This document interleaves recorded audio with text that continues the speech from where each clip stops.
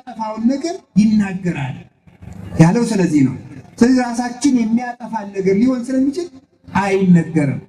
ዮሴፍ ይህን በመናገሩ ወንድሞቹ ለግብፅ ነጋዴዎች ሽጠው ከኢየሩሳሌም ወደ ግብፅ እንዲሄድ አደረጉት።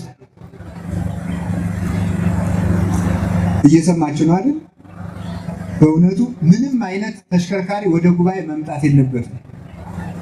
እኛም ተሳስተን ነው ወደ መሀል የገባን እንጂ እኛንም ይቀርባሉ። በእርግጥ እኔ አልፈለኩም አቁሙ ብያለሁ፣ ልጁም አቁሞታል። ስለዚህ ወደ ጉባኤ መሀል ተሽከርካሪ አይገባም። አሁን ልባችሁን እናንተ ወደዚህ አድርጉት። ከቃሉ ጋር ናችሁ ምዕመናን? እግዚአብሔር ከሁላችን ጋር ይሁን። ወንድማቸውን በምቀኝነት ሸጡት ወደ ግብፅ ነጋዴ። ለግብፅ ሽጠውት ከሄዱ በኋላ ምንድነው የተደረገው? ወንድማችንን ቀበሮ በልቶታል ብለው ልብሱን በግ አርደው በልተው የበጉን ደም ቀብተው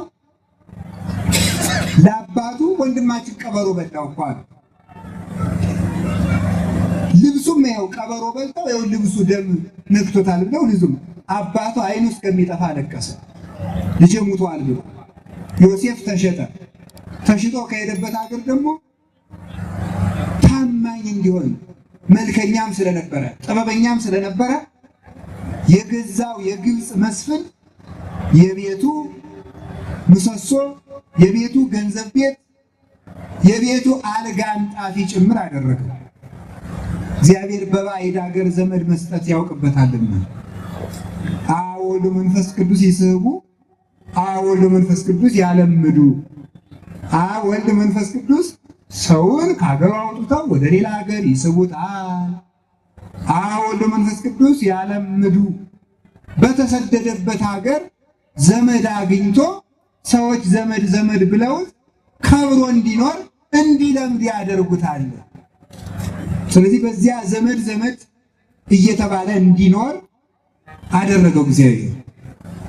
ሰይጣን በጣም ቀናተኛ ስለሆነ ይሄ ሰውዬ መቼ ነው ማርፈው? ወንድሞቹን የወንድሞቹ ገዥ እንደሚሆን ራእይ ቢያይ በወንድሞቹ አማካኝነት ተሽጦ እንዲሄድ አደረኩት። የግብፅ ባሪያ እንዲሆን አደረኩት። ደግሞ እዚህ መጥቶ የሰው አልጋ አንጣፊ ሆኖ ተመቸው። ደግሞ ምን ላድርገው ብሎ አሰበና የዚያ ሰውዬ የመስፍኑ ሚስት በዝሙት እንድትመኘው አደረገ። ሲወጣ ባቱን ሲገባ ደረቱን እየተመለከተች በዝሙት ጾር